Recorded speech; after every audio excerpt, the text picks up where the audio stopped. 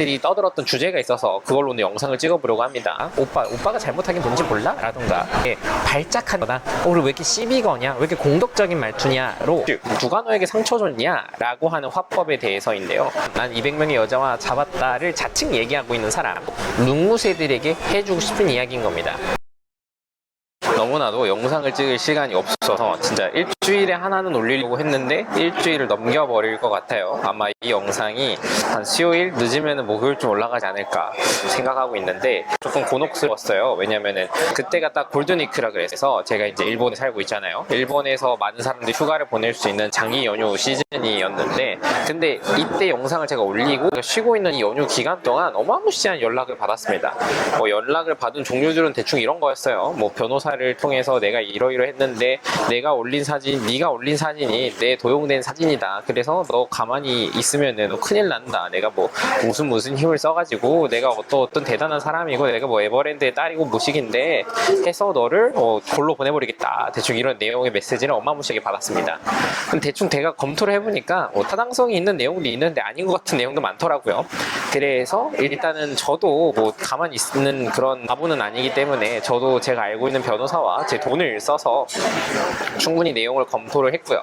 거기서 영상에서 충분히 법적으로 제가 불리하게 작용될 법한 그런 특정성을 전부 제거하고 현재 그 영상이 올려져 있는 상태입니다. 아직 여러분이 궁금하시다면요, 제가 200만원짜리 스피어걸들의 일상, 그 다음에 그들의 실체, 인스타그램에 올려주는 파티피플들의 실체로 올린 영상이 있으니까 여러분들 한번 확인해 보시고요. 일단은 자세한 내용들 텔레그램에 남겨놨으니까요. 여러분들 궁금하시면 텔레그램에 오셔서 또 그 내용 확인해 보셔도 좋을 것 같습니다. 자, 그래서 이 텔레그램 하니까 오늘의 내용과 연결되는데요. 텔레그램에서 잠깐 사람들이 떠들었던 주제가 있어서 그걸로 오늘 영상을 찍어보려고 합니다. Who hurt you? 누가 너에게 상처 줬냐? 라고 하는 화법에 대해서인데요. 대충 이런 내용입니다. 원래 이 이야기가 시작이 어떻게 됐냐면요, 텔레그램에 좀 룩에 대해서 너무 신봉하는 친구들을 제가 굉장히 일가하는 게 원래 하나의 패턴이잖아요. 또 그런 친구가 있더라고요. 그래서 남자는 당연히 외모가 짜세지, 대충 이런 식의 말을 하는 친구여서 제가 그렇지 않다, 너 룩무새구나, 너 룩무새 그 신봉을 내가 좀 푸셔줘야 되겠다 라고 생각해서 이제 일침을 가했습니다. 꽤 장문의 일침을 여러 사람들이랑 함께 나누면서 가해줬는데, 거기서 이제 이 친구가 결국에는 이런 결론이 나오더라고요. 아니 그렇게 발작할 일이라고요? 아니 왜 이렇게 공격적으로 말하세요? 라고 이야기를 하더라고요.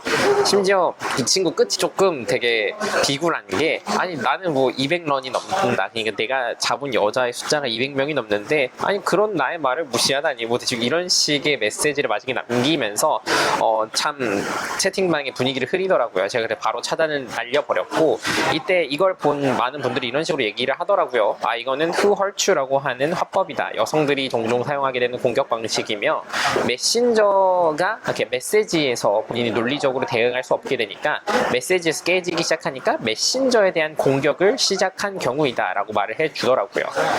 일단은 결론부터 제가 얘기를 하고 가겠습니다. 오늘도 수많은 경험자들과 수많은 성공자들이 말을 하면은 일단 보고 배우는 게 전 맞는 자세라고 생각합니다. 성공 경험도 딱히 없으면서 일단 자기 생각, 족도 없는 생각이랑 다르니까 아닌데요? 하고 있으면은 본인이 성장을 못 하잖아요.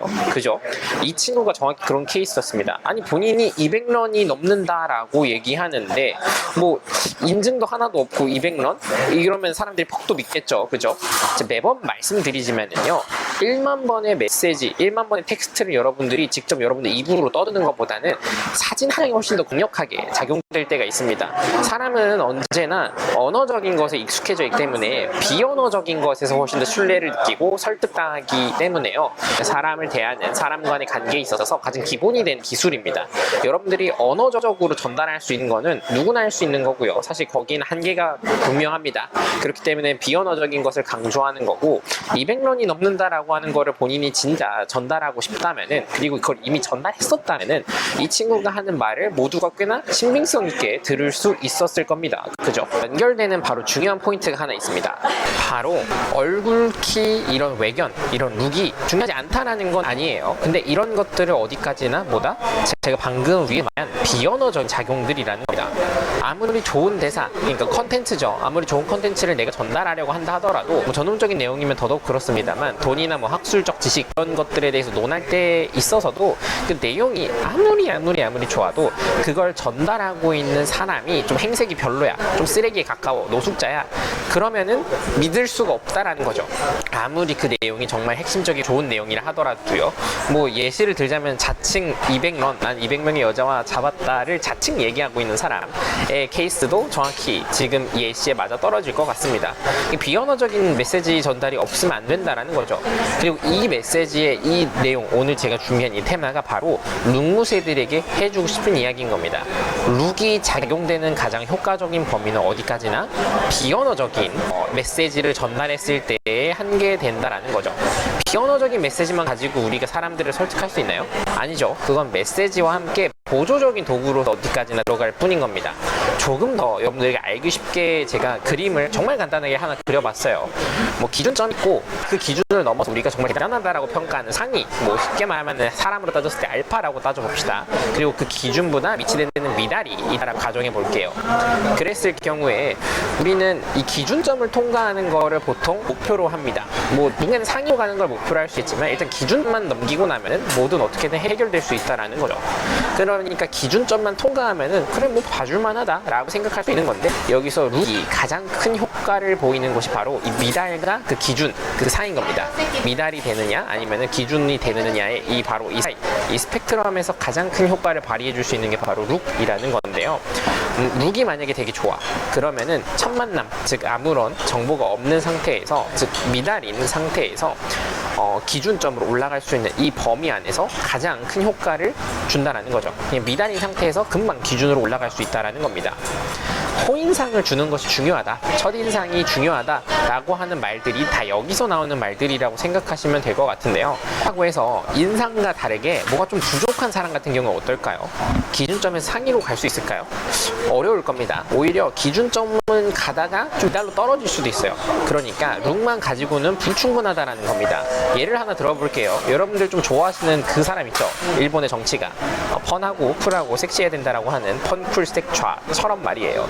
이런 사람들은 결코 상위로 못 가고 오히려 기준에서 미달로 떨어질 가능성이 있는 겁니다. 거꾸로 말씀을 드리자면은 내용이 아무리 좋아도 기준을 못 가게 된다면은, 즉 미달 상태에 있다라고 한다면은 우리는 그 사람들을 상대해주지 않죠. 그 사람들의 메시지는 금방 무시되기 마련입니다. 뭐 여러분들 학창 시절에 보면은 곽튜브처럼 생긴 친구들 있죠. 조금 더 심하게 말하면은 뭐 머리에 비듬이 있고 막 이런 애들 막 따라하기도 하고 그러잖아요. 그런 친구들이 뭔가 좋은 말, 뭔가 좋은 메시지를 꺼내려고 한다 하더라도 굉장히 쉽게 무시될 수 있다라는 거죠. 결국은 이 자칭 200런 같은 경우에는 우리 펀쿨색자 같은 케이스를 아예 못 보는 거죠. 이 펀쿨색자 같은 경우에는 얼마나 대단한 사람이냐면은 이 사람의 아버지가 정말 유명한 희대의 정치 명장으로 보이는 고이즈미 주이치로였나요? 굉장히 뛰어난 사람입니다. 여러분들도 아마 그 교과서에 나오니까 알 거예요. 그 사람의 아들이기 때문에 뭐 집안 끝발도 좋아. 그리고 아내도 유명한 사람으로 알고 있습니다. 유명 아나운서 출신으로.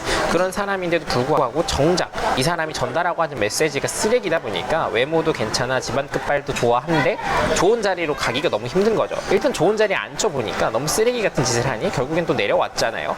그런 상황이 일어나게 되는 겁니다. 이게 지금 정치인의 예시로만 제가 들었었는데 이게 매력에 관해서, 그러니까 여성을 대하는, 여성을 세덕션, 유혹하는 데 있어서도 충분히 작용될 법한 이야기라는 겁니다.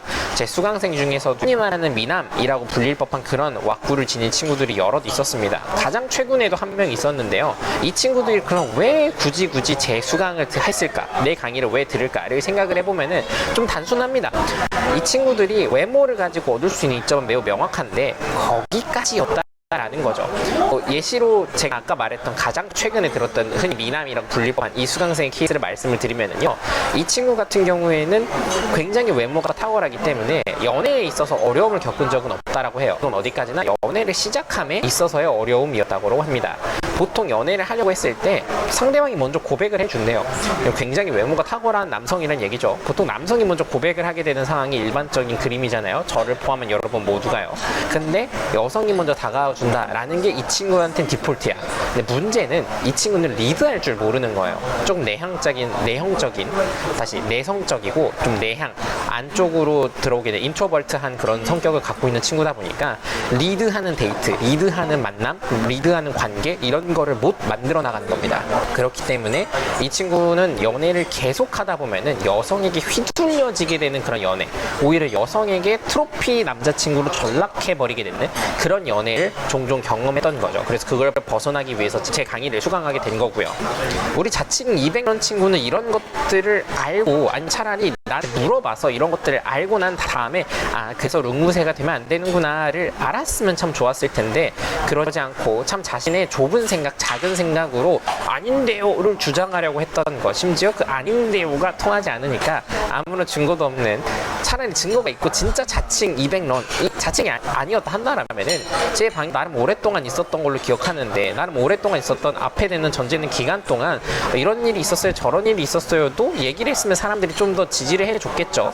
그런 거 아무것도 없이 본인이 궁지에 올리니까 그제야 돼서 저 200런 했는데 갑자기 제 말을 안 믿으시네요 이러고 있으면 당연히 아무도 안 믿는 거겠죠.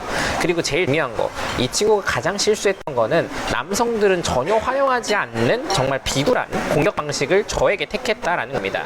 저에게 있어서 메시지로 승부를 못하게 됐죠. 논리적으로 완전히 부서졌으니까요. 그래서 룸무새는 안 되는 거야 라고 굉장히 긴 문장과 제 보이스메일까지 섞어가면서 이 친구에게 제 논리를 전달해줬고, 거기에 사실상 완전히 부서지니까 똑같은 메시지로서의 대응을 하지 못하고 메신저, 즉 저에 대한 공격으로 틀어진 거죠. 비튼 겁니다. 그래서 뭐라 얘기했나요, 이 친구가? 뭐 그렇게 발작합니까? 발작했다고 저한테 얘기한 거죠. 발작이 아니라 이 친구가 물어봤으니까 대응해줬을 뿐인 건데, 이 친구는 그걸 갑자기 저한테 발작한 거다, 우리 왜 이렇게 시비 거냐, 왜 이렇게 공격적인 말투냐로 메신저에 대한 이야기로 논점을 튼 겁니다. 이 친구는 그냥 논리적인 대항을 더 이상 하지 못하게 된 거죠. 논리적인 대항을 더 이상 하지 못하게 된 그런 말로였습니다. 여기까지 Who hurt you? 라고 하는, 누가 너에게 상처 줬냐? 라고 하는 공격 방식, 그런 논조에 대해서 이야기를 해봤는데요. 사실 이런 논조를 여성들이 굉장히 자주 쓰게 됩니다. 뭐 보통 여자친구랑 여러분들이 다퉜을 때 이런 식의 말하기 화법 되게 많이 봤을 거예요. 오빤 그래서 문제야 라던가, 오빠가 잘못하긴 뭔지 몰라? 라던가, 뭔가 핵심이 되는 이야기를 절대 얘기하지 않고 그 이야기 대상이 되는 담당자와 자신과의 관계성 또는 그 사람 그 자체에 대해서 이야기하기 시작하죠. 우리가 정작 직면하고 있는 문제에 대해서는 이야기하려고 하지 않는 겁니다. 그게 가장 큰 문제라고 볼 수 있겠네요. 오늘 준비한 영상 여기까지고요. 우리 다음 시간에 또 뵙도록 하겠습니다.